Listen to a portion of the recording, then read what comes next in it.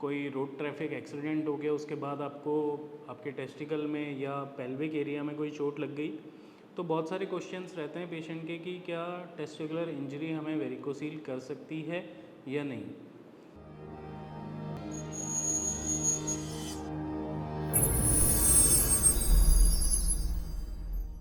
नमस्कार दोस्तों, मैं डॉक्टर सुप्रीत डॉक्टर हेल्थ से आपका स्वागत करता हूं।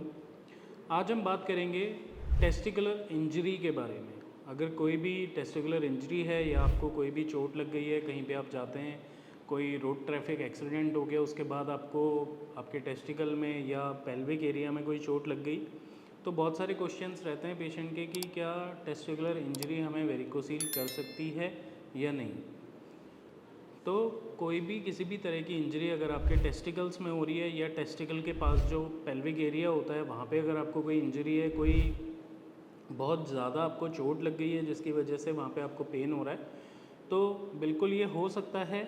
मतलब आप कह सकते हैं कि 50-50% चांसेस हैं कि आपको वेरिकोसील किसी टेस्टिकुलर इंजरी की वजह से बने। बेसिकली अभी कुछ टाइम पहले एक पेशेंट आए थे हमारे पास। वो अपना जॉब में थे और उनको किसी डेस्क की वजह से चोट लग गई थी टेस्टिकल पे, जिसमें कि उन्होंने हमें बताया कि 10 से 12 दिन उन्हें पेन रहा। और जब उनका पेन बढ़ने लगा, अनईजीनेस बढ़ने लगी और उन्होंने एक अल्ट्रासाउंड की रिपोर्ट करवाई, तो वहाँ पे उनको देखने को मिला कि वेरिकोसील डिटेक्ट हुआ था। तो अगर आपको कोई भी ऐसे इंजरी होती है या फिर आप देखते हैं कि टेस्टिकल के आसपास कोई बहुत ज़्यादा पेन है, कभी कभी क्या होता है कि आप सोए हुए होते हैं, उस टाइम पे भी किसी वजह से या आपके पार्टनर की वजह से कोई चोट लग जाती है और वहाँ पे स्वेलिंग आती है, तो उसकी वजह से आपको वेरिकोसील बन सकता है। वेरिकोसील में जैसा कि आप जानते हैं, मैं पहले भी आपको बता चुका हूँ कि वेन्स में रिफ्लक्सेस, ब्लड के रिफ्लक्सेस की वजह से जो वेन्स ब्लड का रिफ्लक्स नीचे की तरफ टेस्टिकल टूवर्ड्स टू टेस्टिकल्स जो ब्लड आता है,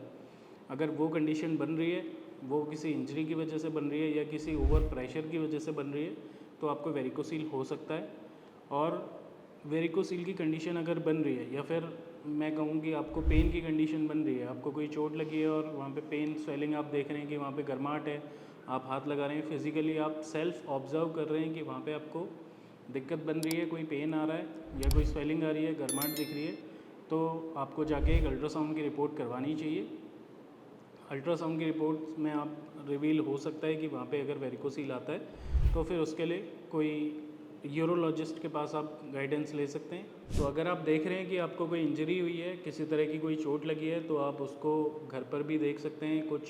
पेन किलर्स आप ले लीजिए, या फिर अगर आपको लग रहा है कि आपके टेस्टिकल बहुत ज़्यादा स्वेल्ड अप हो गए हैं, आपके जो अंडकोश आप फील कर रहे हैं उनमें आपको ऐसा लग रहा है कि वो स्टोनी हो गए हैं, पत्थर जैसे लगने लगे हैं, तो उसके लिए आप एंटीबायोटिक्स ले सकते हैं किसी भी डॉक्टर की गाइडेंस में। फिर भी अगर आप बहुत जल्दी में उसका कोई फ़र्स्ट एड चाहते हैं, तो आप आइस पैक लेके उसको साथ में रब कर सकते हैं, वो आपको हेल्प कर देगा थोड़ा सा पेन में भी रिलीफ़ करने में। और अगर वेरिकोसील की कंडीशन बन रही है, तो उसमें भी वो थोड़ा सा ब्लड के फ़्लो को थोड़ा सा बेटर करने में आपको हेल्प कर सकता है। तो अगर ऐसा कुछ आप देख रहे हैं कि कोई इंजरी है या ऐसा कोई प्रॉब्लम आपको बन रहा है,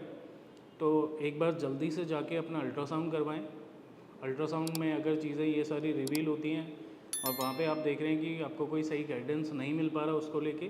तो फिर आप नीचे दिए गए नंबर्स पे एक बार मेरी टीम से बात करें और एक सही गाइडेंस लें। नमस्कार।